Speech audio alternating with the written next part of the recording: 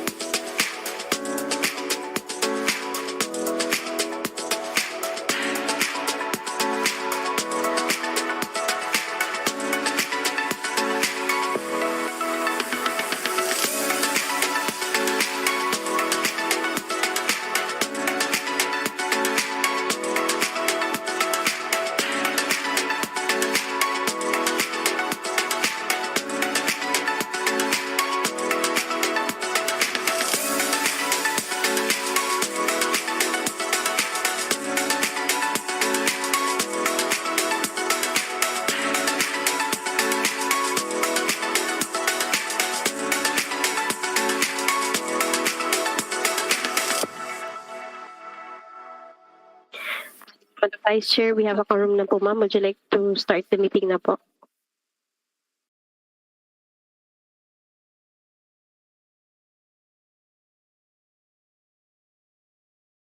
Yes, let's start.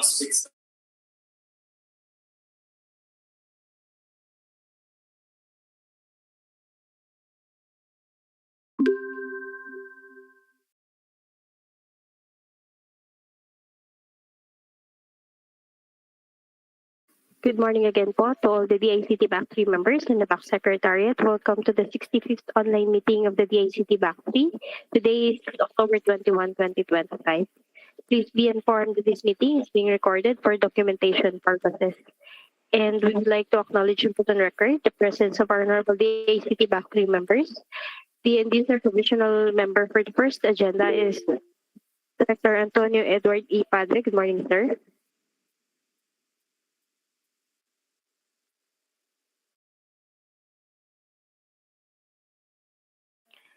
We also have Director Gino V. Ilano as the regular member. Good morning again, sir.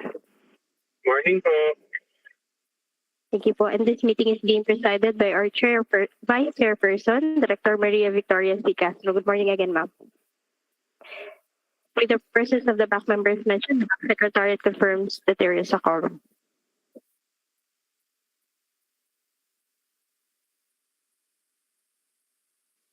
To continue po, shown on the screen is our agenda for today. We have two. First is the private conference for the supply, delivery, installation, and commissioning of spine leaf architecture. The approved budget for the contract is 44,120,000 pesos. The end user is Director Antonio Padre. Next is the pre-procurement conference for the conduct of free public internet access program assessment.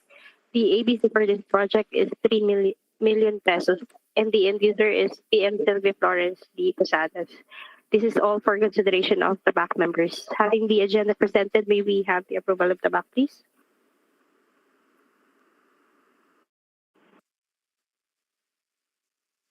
Move for the approval, Madam Chair.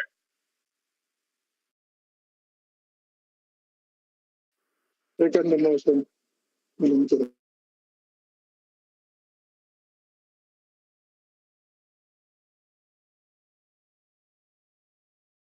Thank you so much po, Madam Vice Chair. We will now proceed po.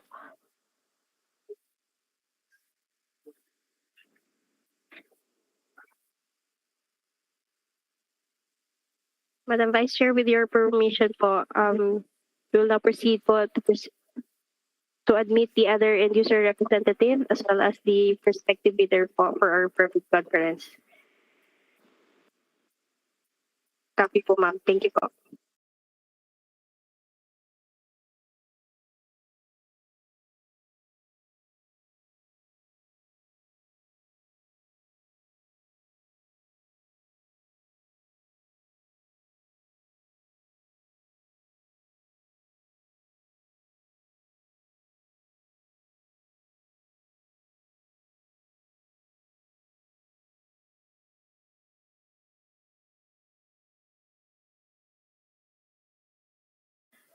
Good morning po again to all the other end user representatives, DWG members, and to our prospective bidders. Welcome to the private conference for the supply delivery installation of and commissioning of spine leaf architecture. For proper identification po, may we request all the prospective bidders to kindly introduce yourselves.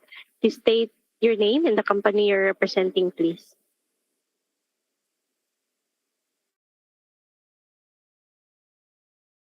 May we start with Ms. Angelica Gomez po?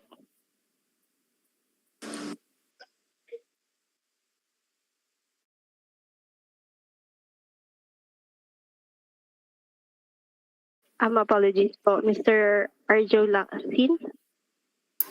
Hello, good morning. Arjun Lasin here from Telca Network.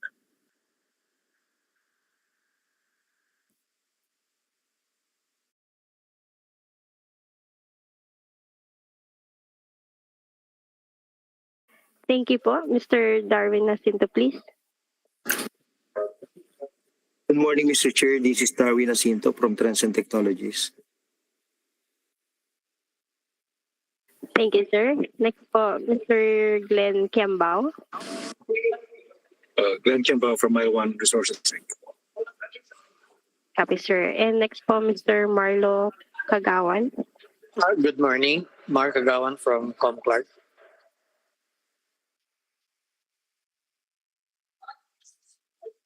Miss Nicole Ann, please. Nicolan Paring from Telcom. Thank you po. And Mr. Rigo Cadenas, please. Thank you po.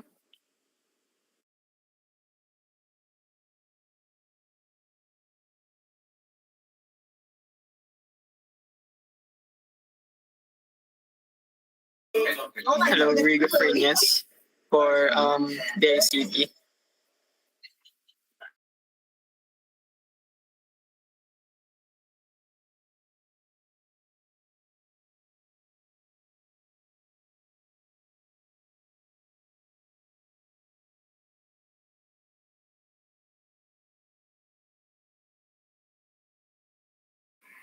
Thank you po. We wish to inform all po that all the prospective bidders and participants that this meeting is being recorded for documentation purposes and in compliance with the directive of the head of the procuring entity or the HOPE through its back secretariat. This proceeding is being broadcast live pursuant to Section 38 of RA 12009 and it's currently being streaming live via the ICT official YouTube channel at Department of ICT Philippines. This is in line with the department's commitment to uphold transparency and public accountability in all procurement processes. Madam Vice Chair, with your permission, we will now proceed po to present the press map for the project po. Thank you po. May I call on Ms. Duan po to kindly present, please? Thank you po.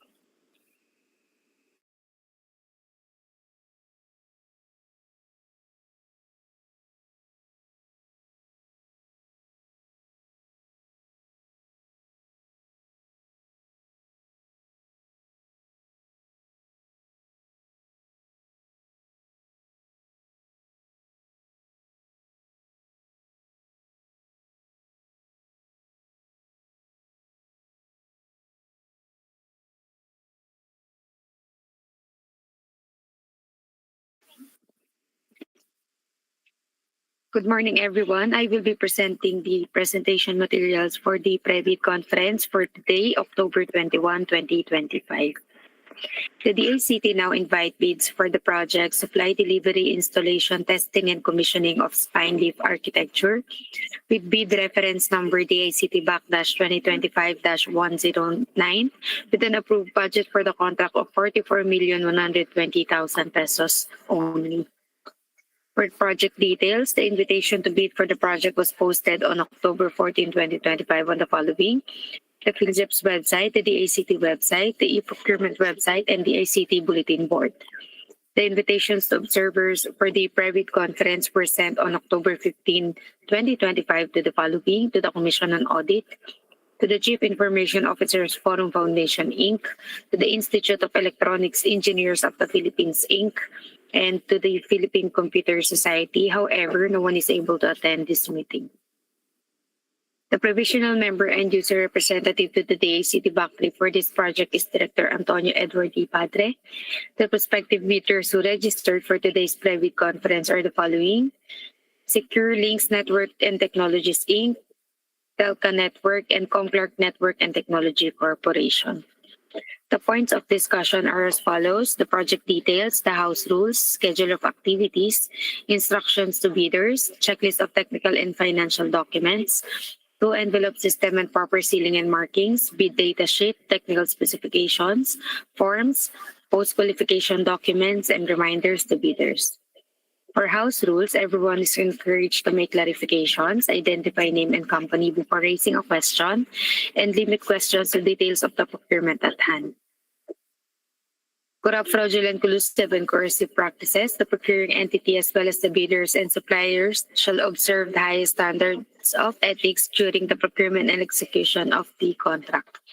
They or through an agent shall not engage in corrupt, fraudulent, collusive, coercive, and obstructive practices defined under RA 12009 or other integrity violations in competing for the project. Under conflict of interest, all bidders found to have conflicting interests shall be disqualified to participate in the procurement at hand, without prejudice to the imposition of appropriate administrative, civil, and criminal sanctions.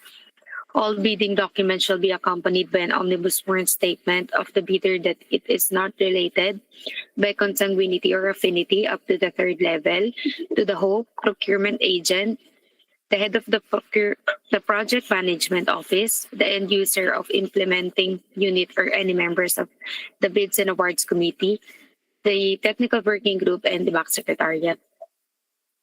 The bidder shall also disclose the ultimate beneficial ownership of an entity. Failure to comply shall be a ground for automatic disqualification of the bid in consonance with Section 59 of the IRR. Under eligible bidders, only bids of bidders found to be legally, technically, and financially capable will be evaluated. Foreign ownership limited to those allowed under the rules may participate in this project. GOCCs may be eligible to participate only if they can establish that they are legally and financially autonomous, operate under commercial law, and are not attached agencies of the procuring entity.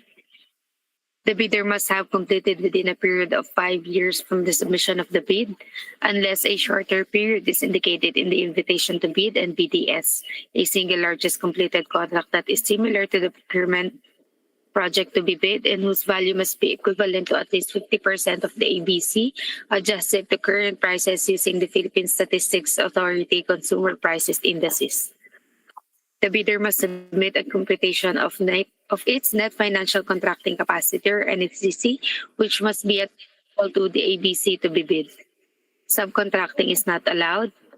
For clarification and amendment of bidding documents, the request for clarification should be formalized, addressed, and emailed to the back secretariat at back@dict.gov.ph and back.secretariat@dict.gov.ph. The deadline for the request for clarification is on October 24, 2025, on or before 4 p.m. The copies of supplemental bid bulletins, if any, shall be posted at the PhilJEP's website, the DACT website, and bulletin board at the DACT lobby. For language of bid, the eligibility requirements or statements, the bids and all other documents to be submitted to the BAC must be in English. If the eligibility requirements or statements, the bids and all other documents submitted to the BAC are in foreign language or other than English, it must be accompanied by a translation of the documents in English. For contracting parties to the Apostille Convention, the document shall be authenticated through an apostille by the competent authority, as defined in Section 20.9.2 of the IRR, except for countries identified by the DFA that will still require legalization by the relevant embassy or consulate. For the technical documents, including the eligibility documents, a PhilJEP certificate of registration under Platinum membership, all pages, the statement of SLCC, NFCC computation or committed line of credit, the statement of all its ongoing government and private contracts, including contracts awarded but not yet started, if any, whether similar or not similar in nature and complexity to the contract to be bid.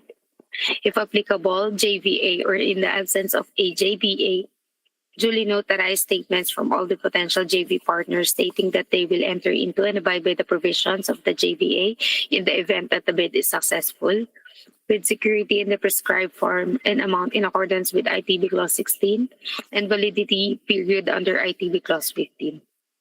The technical specifications, which may include production or delivery schedule, manpower requirements, or after-sales service or parts if applicable, omnibus sworn statement, and for foreign bidders claiming eligibility by reason of their country's extension of reciprocal rights to Filipinos, a certification from the relevant government office of their country stating that Filipinos are allowed to participate in their government procurement activities for the same item or product.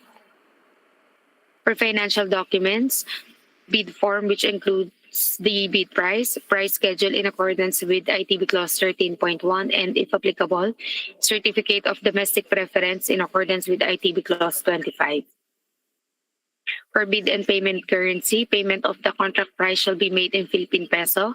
For bid price, use the proper form for goods offered from within the Philippines or goods offered from abroad in indicating price schedule. For bid validity, bid shall remain valid for the period specified in the BDS, which shall not exceed 120 calendar days from the date of the opening of bids. For bid security, all bids must be accompanied by bid security in any of the acceptable forms and in the amount stated in the BDS. For format and signing of bids, bidders shall submit their bids through their duly authorized representative using the appropriate forms provided in Section 8 Philippine Bidding Document Related Forms on or before the deadline specified in ITB Clause 19 in 2 separate sealed bid envelopes. Forms as mentioned in ITB Clause 17.1 must be completed without any alterations to their format. No substitute form shall be accepted. Each and every page of the bid form, including the bid price schedule and under Section 8, shall be signed by the duly authorized representative of the bidder. Failure to do so shall be a ground for the rejection of the bid. Any insertions, erasures, or overwriting shall be valid only if they are signed or initialed by the duly authorized representative of the bidder. For proper sealing and markings of the bid submission must encompass 2 separate envelopes labeled as technical component and financial component. The technical component must include 3 separate envelopes labeled as technical component original copy, duplicate copy, and triplicate copy. And for the financial component, it must include 3 separate envelopes labeled as financial component original copy, duplicate copy, and triplicate copy. The bid must be addressed to the Department of Information and Communications Technology from name of bidder in capital letters with the address of bidder in capital letters, with the project title Supply, Delivery, Installation, Testing, and Commissioning of Spine Leaf Architecture with bid reference number DICT BAC-2025-109 in capital letters. Indicate the phrase do not open before November 3, 2025 at 1:30 p.m. Each bidder shall submit 1 original and 2 copies of the required documents. The deadline for the submission of bids is on November 3, 2025 at 12 p.m. and the opening of bids will be held on the same day at 1:30 p.m. For bid evaluation, reminding bidders to kindly break down all the costs of taxes pursuant to Section 61.2.2 IRR of RA 12009 to wit, all bidders shall be required to include the cost of all taxes such as but not limited to value-added tax, income tax, local taxes, and other fiscal levies and duties which shall be itemized in the bid form and reflected in the detailed estimates. Such bids, including said taxes, shall be the basis for bid evaluation and comparison. For the opening and preliminary examinations of bids, the manner of opening of the bids for goods shall depend on the award criterion to be adopted. Lowest calculated and responsive bid, the BAC shall open the technical and financial proposals on the same day. Contracts similar to the project shall be supply, delivery, installation, testing, and commissioning of spine leaf architecture should have been completed within the last 5 years prior to the deadline for the submission and receipt of bids. The bid security shall be in the form of a bid securing declaration or any of the following forms and the amounts. For the form of bid security, if the form of bid security is a bank draft or guarantee or irrevocable letter of credit and surety bond, the amount is 2,206,000 pesos. For post-qualification documents, the bidder within 5 calendar days from receipt of notice from the BAC that it submitted the LCB shall submit all the eligibility documents supporting its PhilJEP certificate of registration, its latest income and business tax returns filed for the preceding quarter, which should not be earlier than 2 quarters from the date of submission and receipt of and other appropriate licenses and permits required by law and stated in the BDS. For forms, we have the following: the schedule of requirements, the technical specifications, the bid form, price schedule for goods offered from abroad, price schedule for goods offered from within the Philippines, the bid securing declaration, and the omnibus warrant statement. Flash on the screen are the templates of the aforementioned forms. For the bid form for procurement of goods, for price schedule for goods offered from within the Philippines, for price schedule for goods offered from abroad, for bid securing declaration form, for omnibus warrant statement form, and lastly, for the schedule of requirements for the project. Reminders to bidders: the clock at the DICT lobby using the Philippine Standard Time is the official reference time during submission and receipt of bids. A member of the BAC Secretariat will be assigned to receive the bid document at the DICT lobby and shall stamp these as received. Bidders are reminded that entry inside the DICT premises is subject to the safety protocol in place, and processing of payment for the bidding documents prior to the submission of the actual bid offer may take time. Presence in the DICT premises does not constitute submission on time, which shall refer to the actual handover of the bid proposal to the authorized personnel of the BAC Secretariat. The request for clarification should be formalized, addressed, and emailed to the BAC Secretariat at bac@dict.gov.ph and bac.secretariat@dict.gov.ph. The deadline for the request for clarification is on October 24, 2025 at 4 p.m. Copies of supplemental bid bulletins, if any, shall be posted at the PhilJEP's website, the DICT website, and bulletin board at the DICT lobby. Under common causes of ineligibility and disqualification, invalid PhilJEP certification and underlying supporting documents, pursuant to Section 20.2.9.1 IRR of RA 12009, all Class A eligibility documents indicated in Annex A of the PhilJEP's registration certificate must be current, valid, and updated at the time of bid submission. The failure by the prospective bidder to update its certificate with the current and updated Class A eligibility documents shall result in the automatic suspension of the validity of its certificate until such time that all of the expired Class A eligibility document has been updated, Thus, prospective bidders are required to update their PhilJets registration certificates prior to the submission of their bids. Failure to attach the required supporting documents for the statement of single largest completed contract similar to the project to be bid, and failure to include all the mandatory provisions. Submission of unsigned documents, submission of audited financial statement without stamp receipt of the BIR. If an AFS was filed and paid through electronic filing and payment system, there is no need for the stamp receipt of the BIR. Instead, bidder must submit their proof of AFS e-submission. For example, our BIR's email confirmation receipt of returns or documents with its filing reference number or transaction code. Failure to submit the bid securing declaration in the prescribed format attached in the bidding documents. Failure to submit bid securing declaration and omnibus sworn statement without a jurat as required in the form provided in the bidding documents pursuant to the latest rules on notarial practice. Failure to indicate compliance with the specifications and to attach proof of compliance if applicable.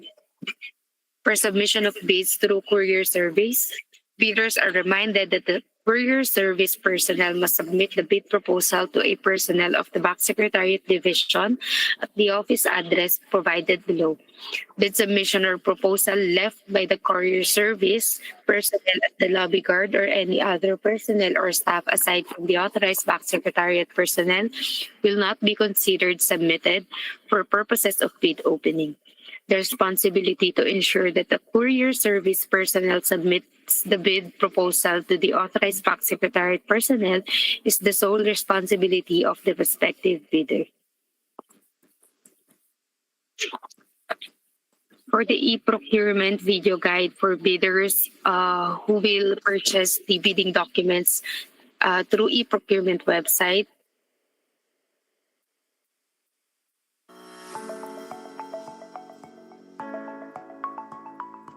Accessing the e-procurement website.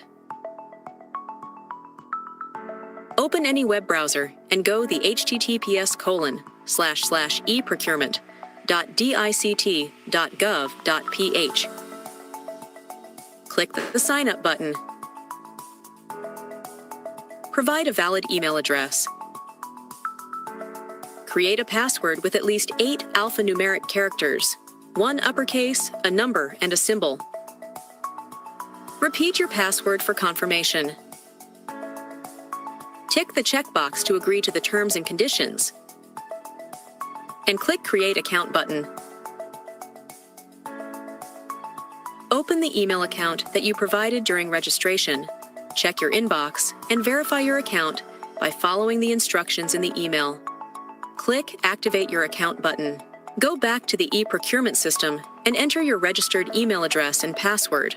Click Login button, and you will be redirected to the onboarding page. Input your personal information and click Next button. Input your company information and click Next button. Review the information you provided and click Confirm button. Once onboarded, you will be redirected to the homepage/dashboard. Select the procurement project you wish to participate in by clicking the View Complete Details button. Select the lot you wish to participate and click Participate in Bidding button. A confirmation modal will appear. Review the details, click the Confirm button, and you will be redirected to the payment window. Select your preferred payment method from the list and click Pay Now button.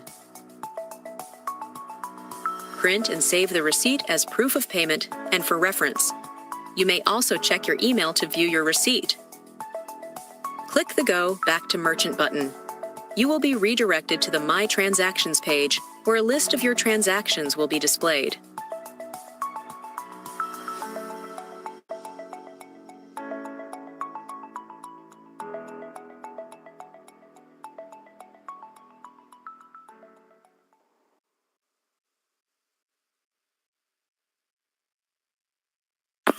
that's all from the presentation from the Back Secretariat. Thank you.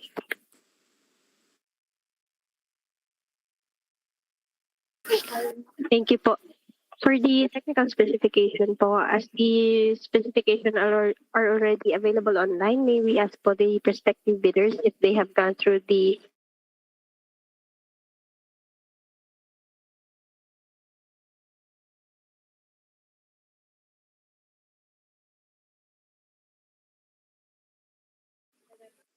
Hello? For the technical specifications po, as the specifications are already posted naman po online, may we ask po the prospective bidders if they have gone through the specification po? Or they wish that the end user provide a presentation?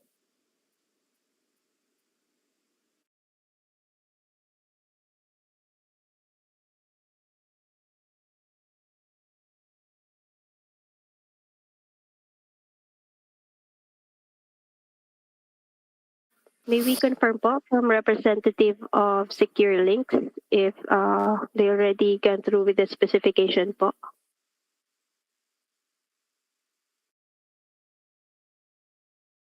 Anyone po from Secure Link, please?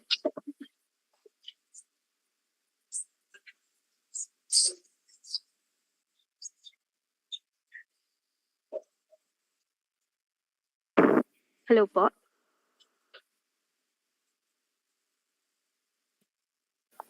Or from Telca Network po? Hi, Miss Eden. Maybe we could just have an overview. Copy po.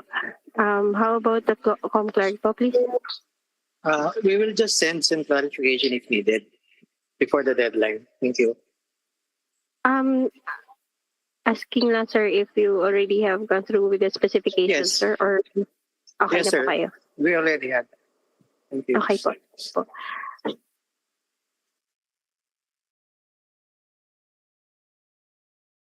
For the end user po, given that the Telca Network po requested for a presentation po, may we kindly request to present the specification po in the posted bidding documents, please. Thank you po.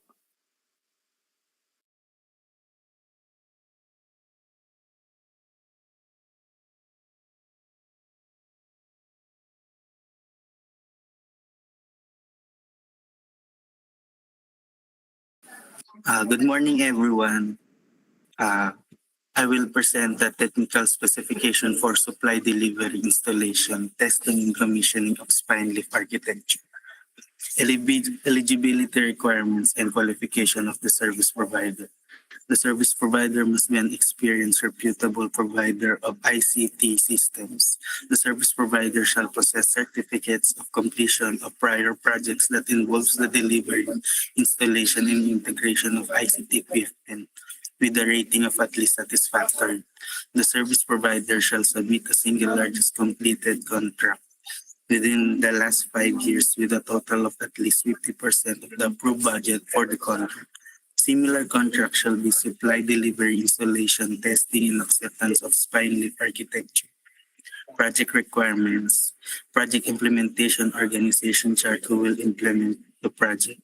List of key personnel and biodata. Implementation of work schedule to include work plan by the service provider. The service provider must provide a dedicated team from start until project completion in accordance to the project requirement and professional qualification to be defined, reviewed, and approved by end user. The project requirement shall be submitted by the service provider during the post-qualification period of the project. The service provider must assign at least 2 subject matter experts with the highest level of certification of the proposed device or expert level to do the design and implementation. The SME must have a valid certification from the manufacturer. The SME is a professional responsible for designing, implementing, and managing IP-based network solutions for NBP IP Core.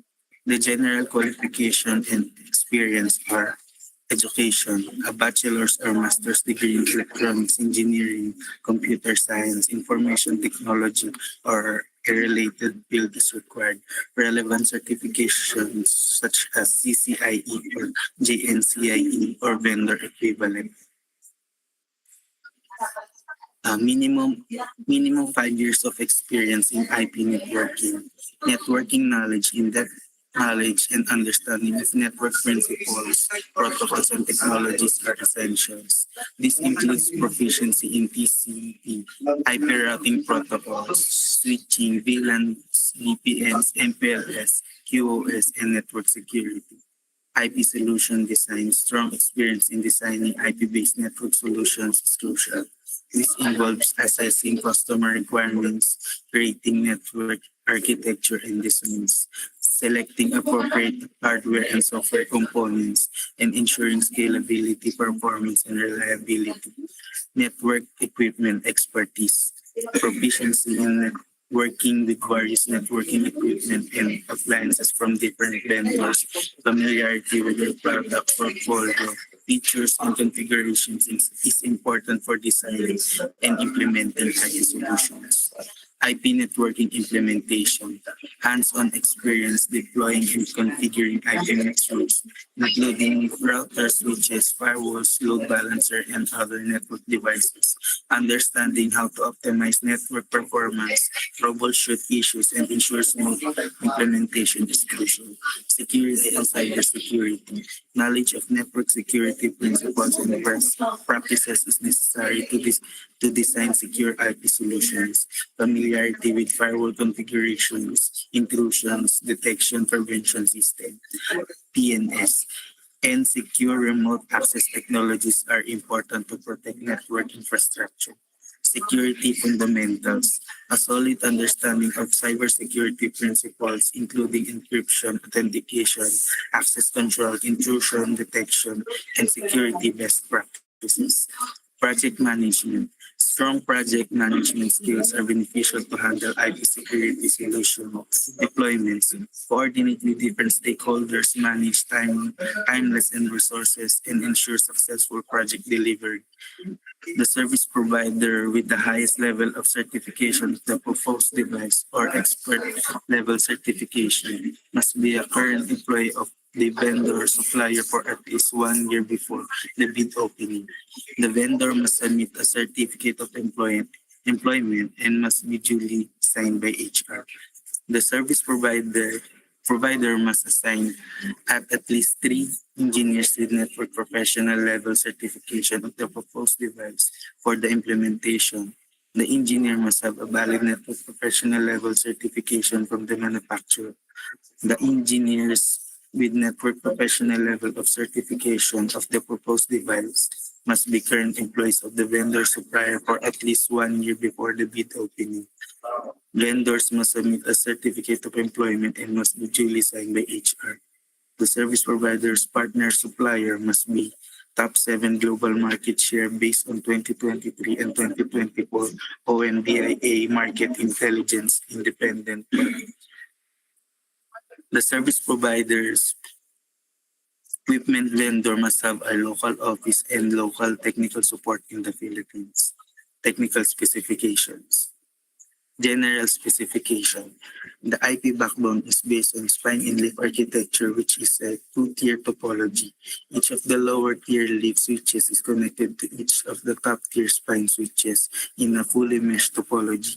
The leaf switch is the access layer where all servers and security devices will connect to. The switch must have a traffic handling and shall have the following characteristics.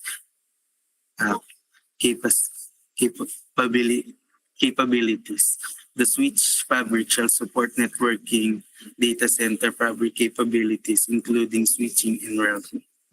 The switch fabric shall support leaf spine and border leaf architecture as one switch with CLOS fabric principles and single controls interface from the fabric. Each layer must be deployed on separate pairs of switches. The POD spine switches should have enough ports and switching capacity to serve up to 1 Tbps gross bandwidth and support 100 GB interface. The networking switches should be provided with 1+1 redundancy so that the loss of any single network device can be tolerated. The switch fabric, if AC powered, must be able to support AC power supplies at the prevalent voltage rating of the country where it is to be deployed. Wires cables to be used for the switch fabric must have sufficient carrying capacity and must be able to withstand accidental reversal of voltage. The switch fabric must be able to operate continuously under the following conditions: humidity 90%, in storage negative 10 Celsius to 70 Celsius. The switch must be able to operate continuously with an AC or DC power supply. The switch must have at least two power supplies providing a redundant power feed. The fabric's chassis design shall facilitate rapid replacement to minimize customer downtime. The switch fabric unit must provide appropriate cable handling that allows easy access and clean cable routing.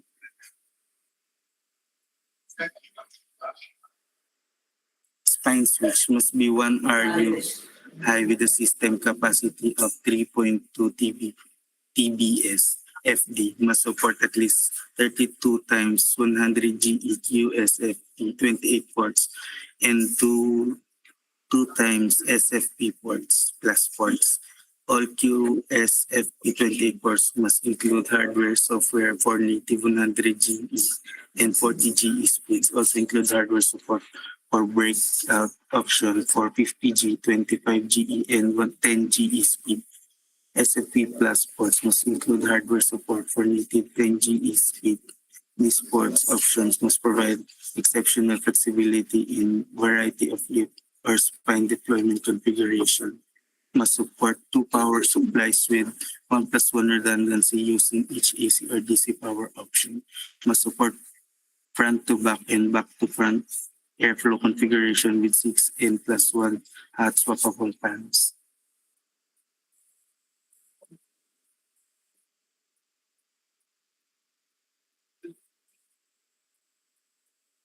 The service provider must supply 8 times 10 G base LR4 QSFP 2824 10 G base SR4 USFP 28 for each span switch from the date of delivery.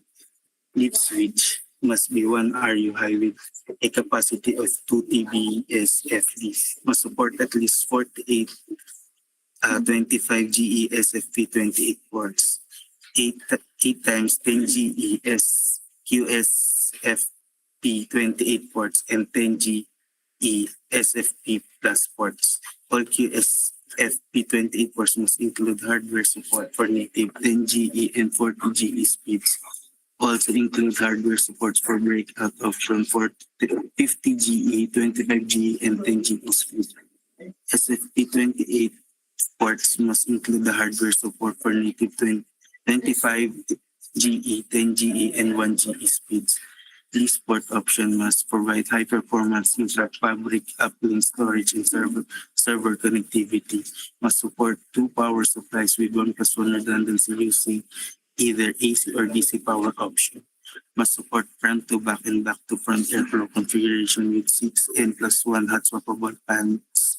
The service provider must supply 6 times 10 G base SR4 QSFP 28 40 10 GE SRLC SFP plus and 810 GE LRLC SFP plus for each lead switch from the date of delivery. Switching and forwarding capacity. The switch must have minimum line rate forwarding capacity specified for each type of switch with all services enabled. Interfaces. All interfaces on the switch fabric must be able to support auto negotiation on all ports. The switch fabric must natively support and interoperate with IEEE compliant optical and electrical interfaces for 10, 25, 40, and 100G. The switch fabric must allow the NTU size to be defined for each physical and logical interface. The switch fabric must support at least 8 QoS queues per port. The switch fabric must support jumbo frames for all Ethernet interfaces. The switch fabric must be able to show following statistics. error frames, CRC oversize, availability and reliability. The switch fabric must support at least 99.99% availability and reliability. The switch fabric means provide full redundancy for the hardware components like fans and power supplies. The switch fabric must be able to manage by the network management system with the following capabilities: configuration management, alarm management, firmware management, provisioning management. The switch fabric must allow changing of configuration without the need to reboot before taking effect, nor will it cause any other configuration services to be affected. Software-defined networking. The switch fabric will support intent-based provisioning. The switch fabric will support IP fabric image management. The switch fabric will support IP fabric inventory and configuration. The switch fabric will support implementation on a distributed framework across a cluster of appliances. The switch fabric will support integration into VMware and OpenStack-based cloud environment. The switch fabric will support OpenStack Neutron NL2 plugin. The switch fabric solution will support hardware-based network devices. The switch fabric solutions will provide an open interface for integrating with NFBO. The fabric solution will support integration with OpenStack through NL2 plugin. The switch fabric solution will support VMware. The switch fabric solution will support OpenShift. Overlay networking. Virtual extensible local area networks. A framework for overlaying virtualized layer 2 network over layer 3 network RFC 1740. Network virtualization overlay solution using Ethernet VPN. Framework for Ethernet VPN designated forwarder election extensibility RFC 8584.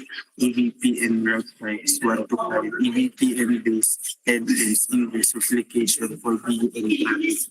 EVPN-based L10 L3 extension of VXLAN VNIS, EVPN-based redundant connection or multi-homing using ESI active standby and active, EVPN-based load mitigation and split horizon, EVPN inclusive multicast route for inverse replication, EVPN and multicast-based replication for broadcast, unicast, and multicast traffic, EVPN active or active link configuration for loading sharing, EVPN VXLAN data link to IP MPLS data plane and vice versa for forwarded or equivalent solution, multicast-based VM30 replication, ARP suppression,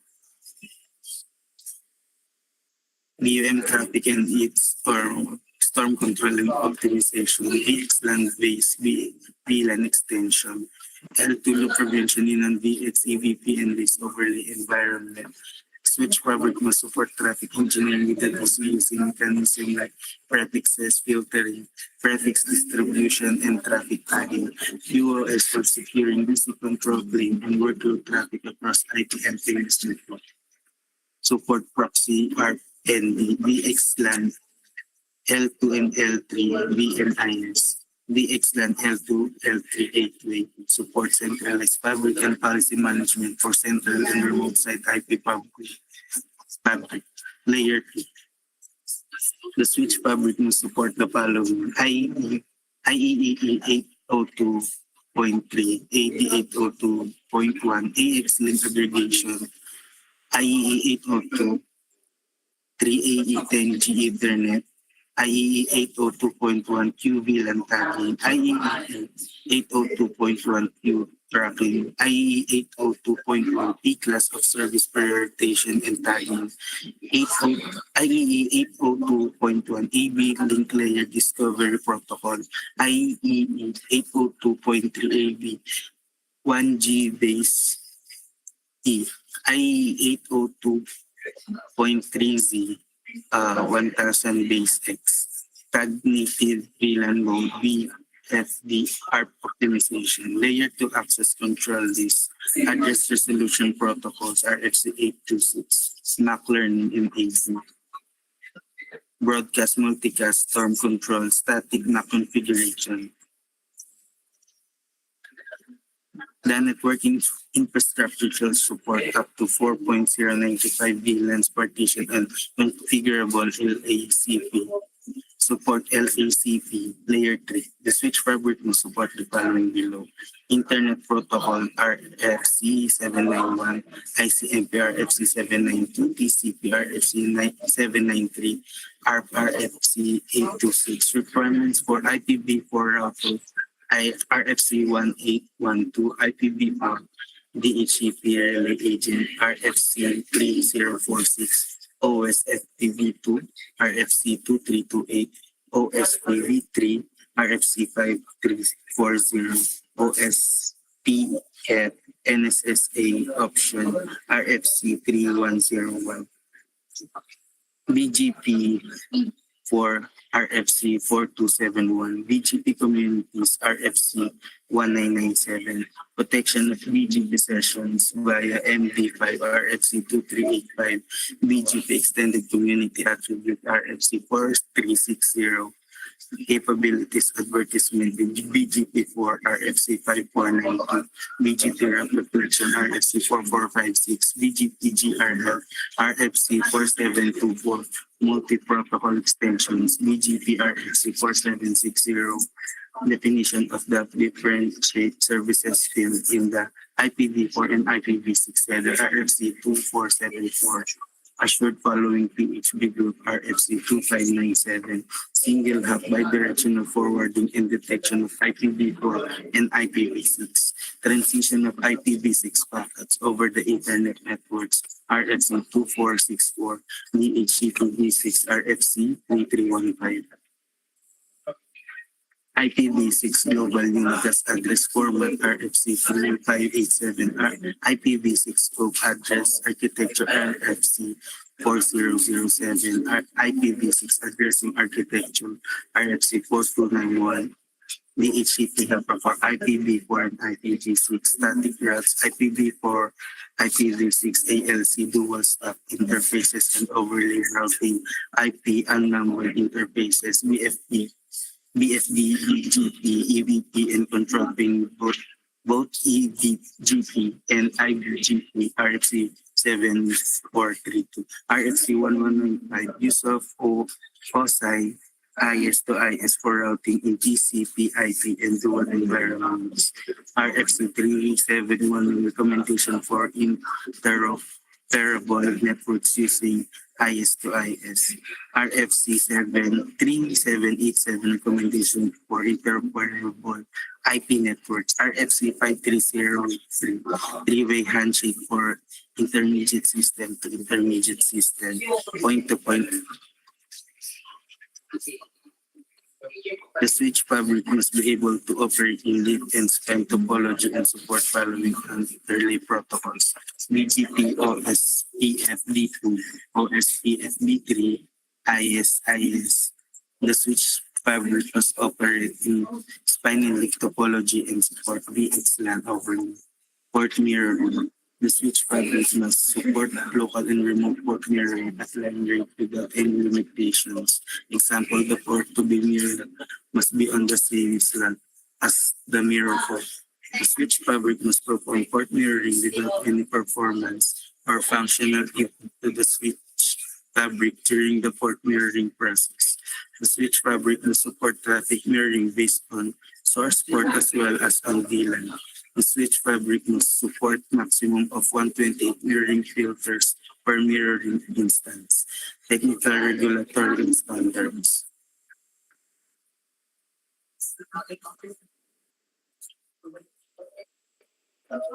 The switch fabric must comply with ETSI EN 300-386 safety, RCM labeling requirements, and work compliance with AS NCS 60950.1 2011 safety standard. Proposed equipment should be NEBS compliant. Software. The entire upgrade process shall not exceed 30 minutes for a fully populated and fully configured chassis. Whenever there is a need to do software upgrade, the changes on the software infrastructure shall be kept to minimum in order to maintain the compatibility with the existing customer's operational support system. In the event that changes will affect the way communication between the EMS, NMS, and for equipment with customers OSS, the supplier shall inform and provide the necessary information to customers in advance. The switch fabric must rebuild and allow access to read and change, if changeable, by operational and maintenance commands. All software parameters that have impacts on the switch fabric operational conditions so that customers can estimate the health of the switch fabric at any time and take the appropriate preventive measures upon impending problems. All log records of the software fault shall be able to export as pure ASCII text file for offline investigation. Online software tracing shall not affect service equipment performance. The switch fabric must support 64-bit software architecture, QoS. The switch fabric must support QoS on the IP fabric. The switch fabric must support a minimum 8 QoS queues for each port. The switch fabric must support individual queue allocation per QoS class per port. The switch fabric must support deep serve QoS mechanisms, differentiate services according to the priority of the different data streams. The switch fabric must support deep serve QoS architecture, including traffic classification, traffic policies, congestion management, queue scheduling, traffic shaping. The switch fabric must support full 8 levels of L2 QoS class of service. The switch fabric must support L3 QoS DSC. The switch fabric must support traffic shaping and queuing as per 802.1 P priority bit setting. The 8 levels of end users QoS will map into P bits. The switch fabric must support a minimum of 1 straight priority queue for guaranteed services. The switch fabric must support queues that can be shared or dedicated WRR style queues. The switch fabric must support following packets forwarding and classification features, including physical Ethernet, gigabit Ethernet ports, which all layer 2 protocols. MAC address and VLANs in any type of traffic must be transported transparently and must not be processed. IEE 802.3 source destination MAC addresses. Ingress traffic classification based on individual L2 VLAN number. Ingress traffic classification based on individual L2 VLAN p-bit marking. Ingress traffic classification based on value of outer VLAN and stack VLAN. Ingress traffic classification based on L3 DSCP marking. Ingress traffic policing based on CIR, PIR rates. Ingress traffic rate limits on the entire port. Ingress traffic rate limit on the specified VLAN. All the criteria option above must be able to configure from NMS, EMS, DCS, DN. The switch fabric must support the following rate limiting features must be supported, including rate limits ingress traffic to be reconfigured on a per port basis. Rate limits ingress traffic to reconfigured on a per VLAN basis. The switch fabric must support following egress traffic shaping features, including egress traffic shaping for traffic base for the entire port, traffic shaping on a VLAN on a network port in lag. The switch fabric must support following scheduling and congestion control features, including configurable strict priority scheduling, configurable wait round-robin scheduling, configurable deficit wait round-robin scheduling, configurable wait pair queuing scheduling.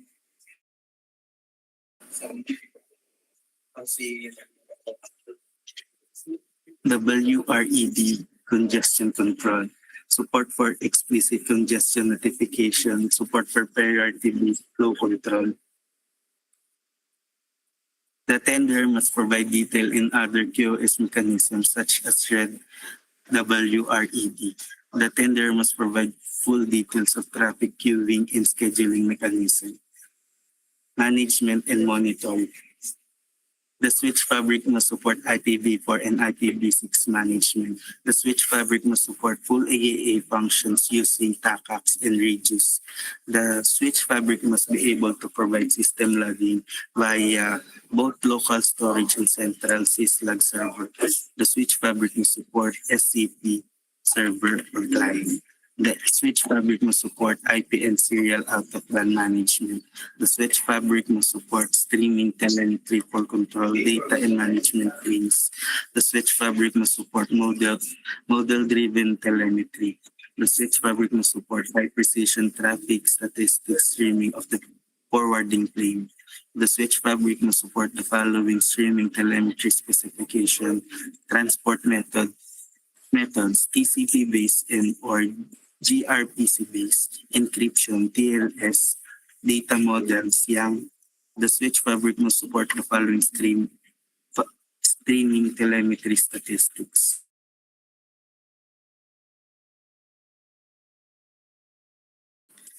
resource utilization, environment statistics. The switch fabric must support DSCP for CO classification of the streaming data. The switch fabric must support granularity control of streaming telemetry data export. The switch fabric must have the remote provisioning, autonomous notification, and performance monitoring. The switch fabric shall support user access via authentication and authorization.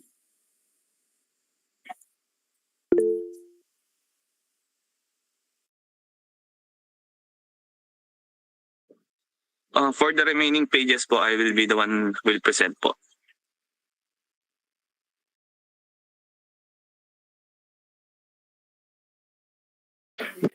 Go ahead po. Thank you. Performance reporting and management, operational support system,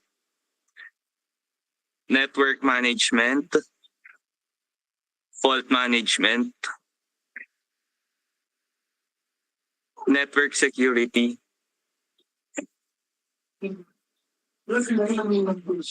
other requirements, detailed design, high-level and low-level detailed network design drawings, design configuration and policy, drawing specifications, scope of work,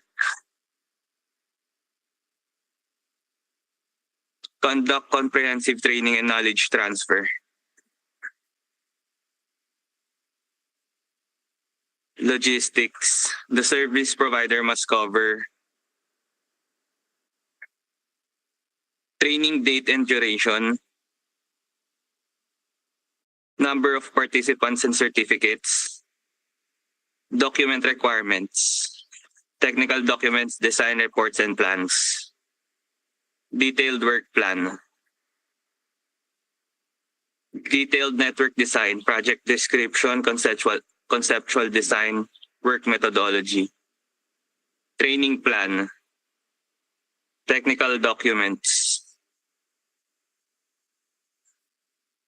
installation, commissioning, testing, and acceptance.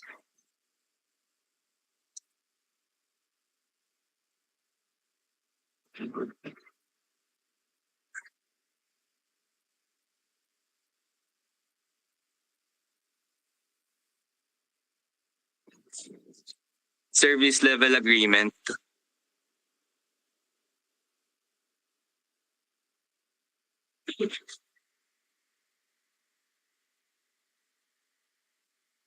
For testing and configuration.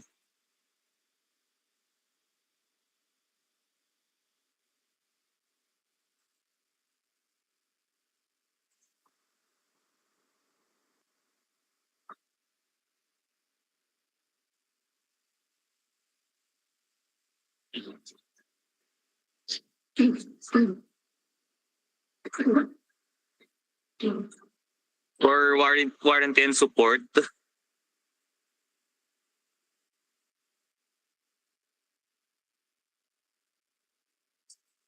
award criteria.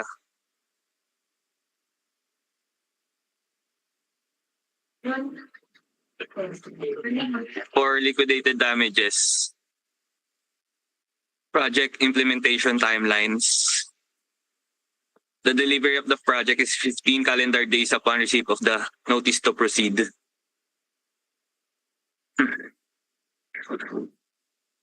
Payment schedule. And that's all po for the technical specifications. Thank you.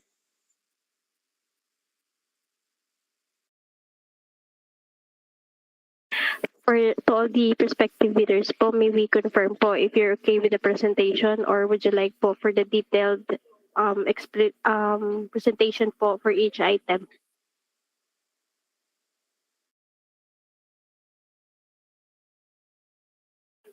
Anyone po?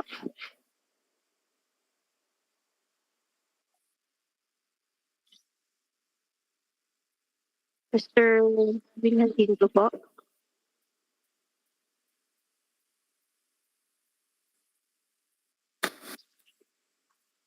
Hello, Mr. Chair. This is Darwin from Transcend Technologies. We're okay with this. We already have the copy. And we are currently reviewing the bidding documents. Thank you, sir. Next po from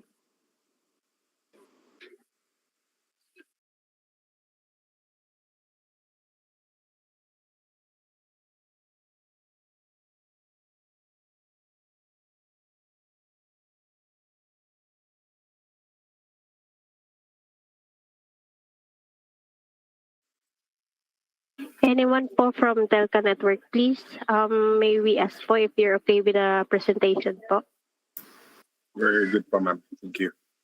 Thank you po. From Comclark po. We're okay naman po. Copy po. Thank you po. We can now proceed po with the question and answer if you have any po. The floor is now open. You may raise your hands po, and upon asking question, kindly state the name and the company you're presenting po, please. Ma'am from Comclark. So far, Yes, sir. wala po sa ngayon. We will just send our clarifications through email na lang po. Salamat. Copy po. Thank you, sir.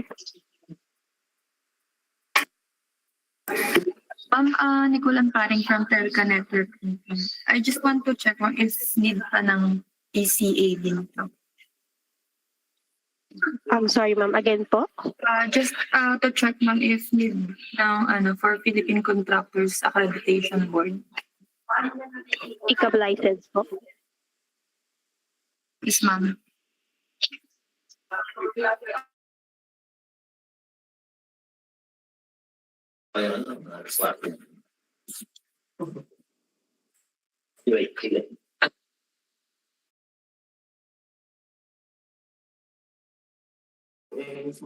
Hello, Mr. Chair. This is Darwin Jacinto. May I, with your permission? Apologies, sir. We'll just with Ma'am Nicole first po. We will be clarifying her question po, sir. I'm sorry. Thank you. Okay.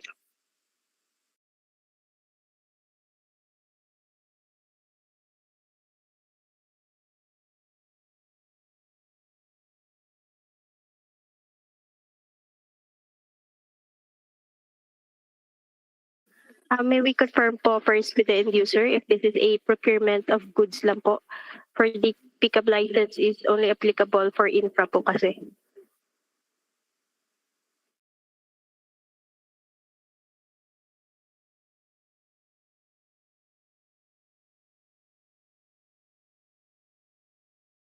Hello po, from the end user side po, please.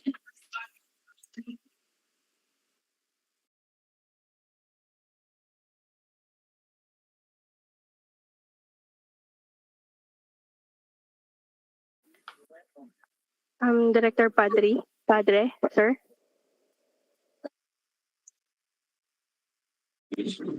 Miss Eden, Yes, po. Yes, ma'am. for this project, this doesn't require any pickup license since this is only goods. Copy po. That's the answer to your question, Ma'am Nicole Ann. And this is not requiring pickup license po. Noted, ma'am. Thank you. Thank you po. May we go with Sir Darwin po, sir, please? Do you have any question po? Yes, we just want to clarify po yung schedule of requirements. It's just 15 days. Tama po ba, pan-NTP? May we confirm with the end user, please? Ray again po sa NBP. Yes po, sir. Since the budget for this, sir, is under 2024 continuing fund. So the delivery of the project is 15 calendar days upon NTP po. Noted. Thank you. Thank you, sir. Thank you po, Sir Darwin. Anyone po from the prospective bidders? Ma'am, excuse me. Do you mean 15 days lang to deliver the equipment upon NTP?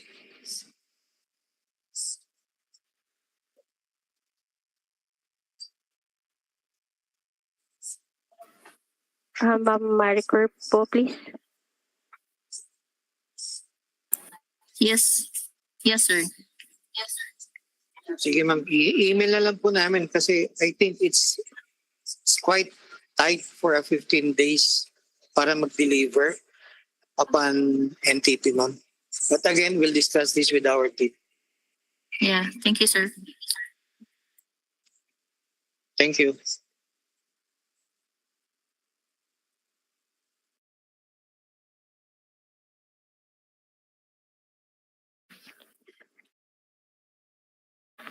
Is there any more questions po? Before we proceed with the final reminders.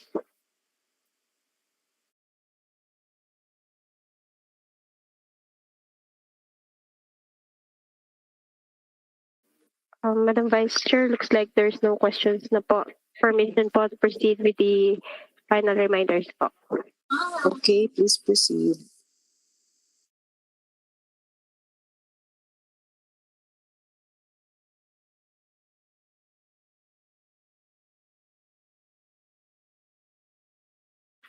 For the final reminders po, the request for clarification should be formalized email to the back secretariat at back@dict.gov.ph and back.secretariat@dict.gov.ph. You have until October 24 po to submit your clarification at 4 p.m.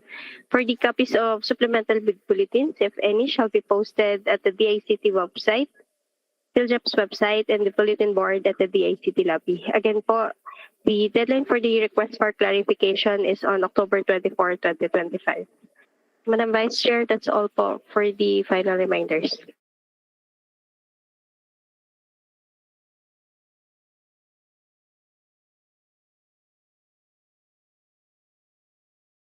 We would like to thank po all our prospective bidders for today. You may visit the DICT's official YouTube channel, the Department of ICT Philippines, for the copy of these proceedings po. That's all po from the side of the back secretariat for this agenda, Madam Vice Chair. Thank you po.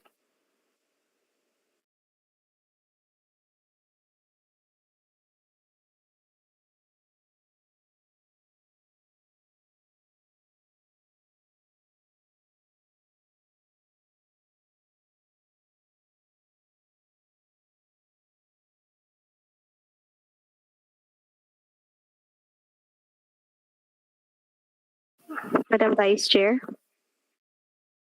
Teka muna. Yes. Sorry. Okay We na? already presented the po, the final reminders, ma'am. Yes po. Okay, thank you. So, with that, thank you everyone for participating in our pre-bid conference this morning. Maraming salamat. Thank you po. Thank you po everyone for joining. You may now excuse the meeting po. Thank you po. Thank you po. Thank you.